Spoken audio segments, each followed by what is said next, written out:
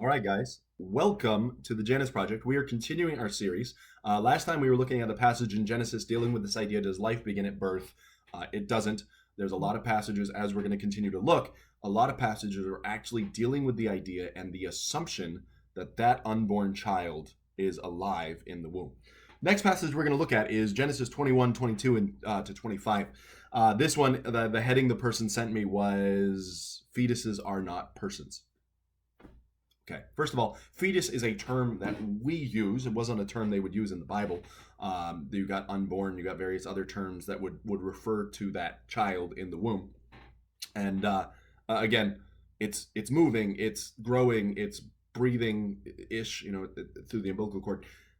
I don't know how you would define life otherwise. So my question for the person who says this type of stuff is, how do you define life? How do you define a living body? Because it's got metabolism, it's got movement, it's got repair, it's got growth.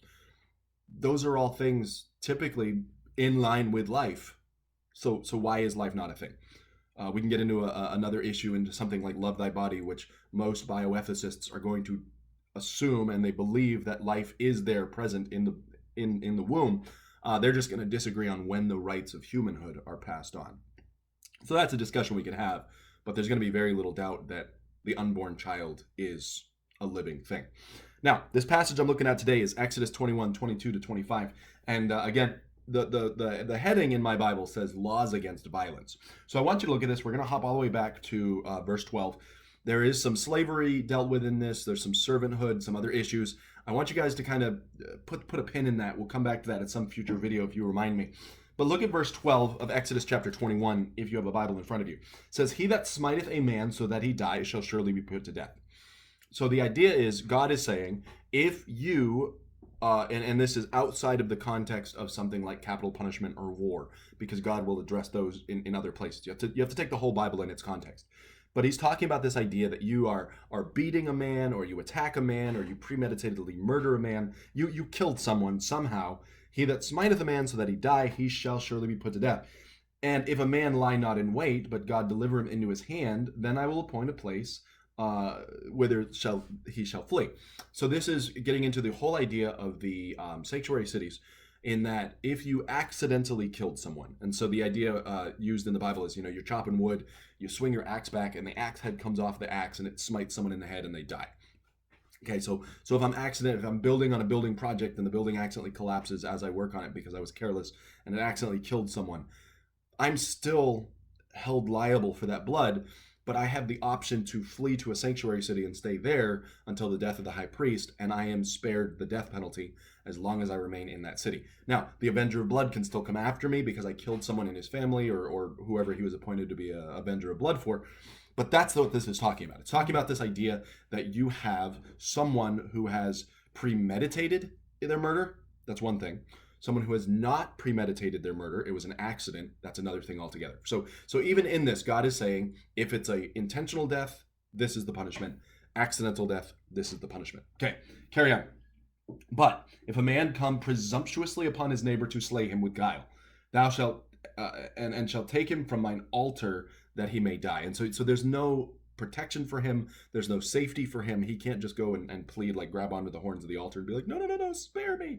No, he premeditatedly killed this man. He used guile and deception. He is worthy of the death penalty. So when we talk about the idea of being pro-life, it's this idea of we only kill within the parameters that God has set forth.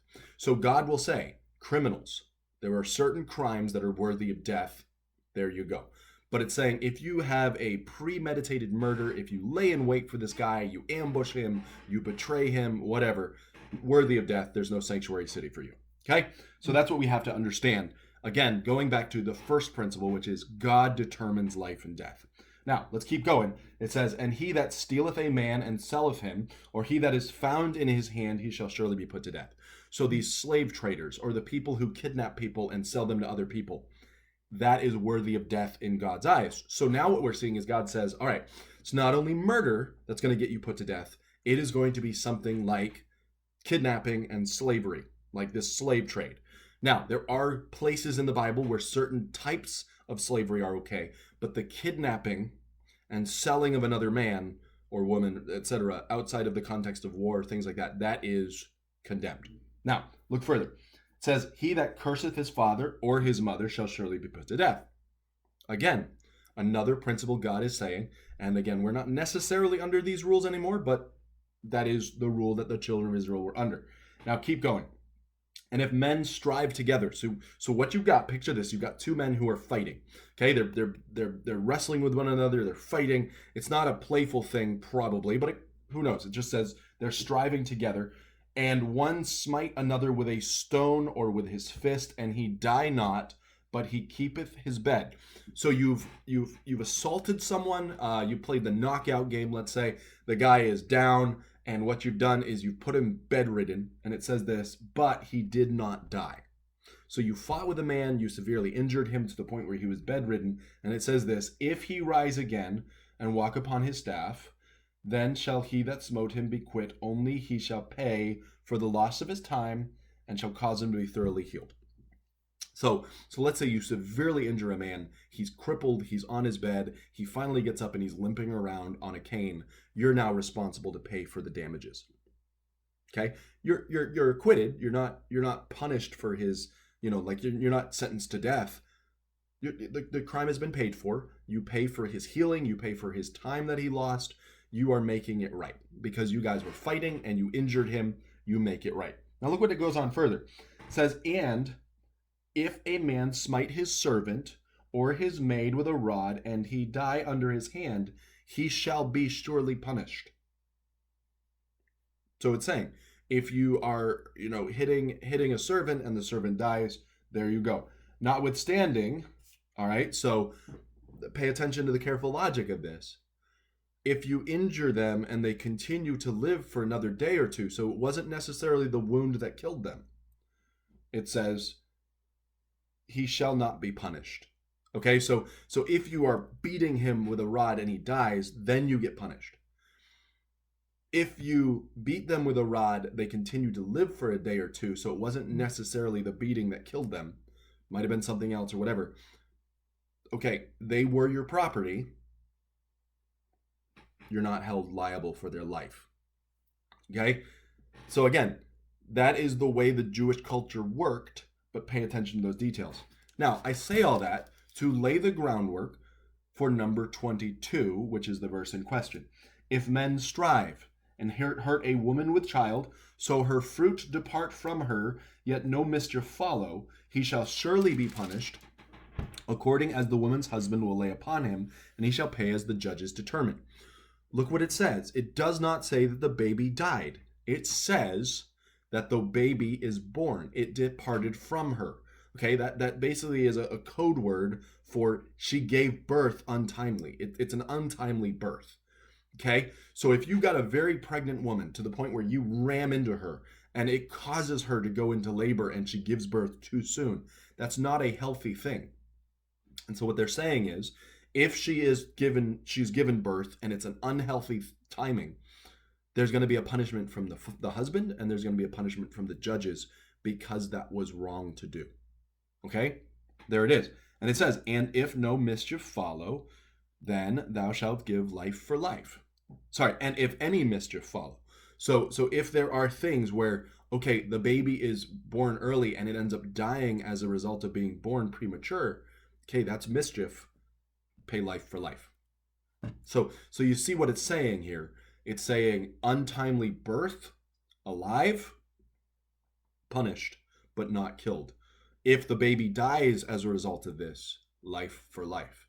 So God is looking at that child and saying, would have survived if you had not done that. Life for life. Okay? Now again, it says eye for eye, tooth for tooth, hand for hand, foot for foot, burning for burning, wound for wound, stripe for stripe. And if a man smite the eye of his servant or the eye of the maid, and it perish, then he shall let him go free for his eye's sake. And if he shall smite out a manservant's tooth or maidservant's tooth, he shall let him go free for his tooth's sake, etc., etc. And so that's what it is. He's building this idea that if you are debilitating people, injuring people, there is a level of punishment. Now, it's not literally saying, like, go punch your own tooth out. It's an expression, because the very next verse he explains how it works. Instead of literally gouging out your eye, you're letting them go free. Instead of literally busting out your tooth, you're letting them go free.